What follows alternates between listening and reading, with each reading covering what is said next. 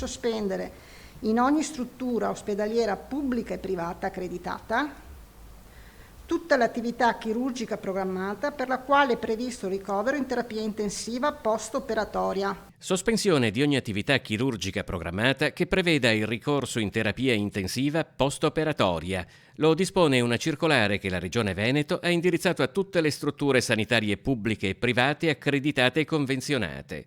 Il provvedimento esclude comunque le emergenze e urgenze, come gli interventi per incidenti, ictus e infarti. Sospendiamo anche l'attività libero-professionale, dell'attività specialistica ambulatoriale, delle strutture anche qui sia pubbliche che private, accreditate, ad eccezione delle prestazioni prioritorizzate, ossia U, urgenti, e B, brevi, quindi 24 ore e 10 giorni. Si tratta sostanzialmente del provvedimento che venne già adottato a marzo, durante la prima fase di coronavirus, per non occupare con attività programmate posti nelle terapie intensive durante l'emergenza pandemica.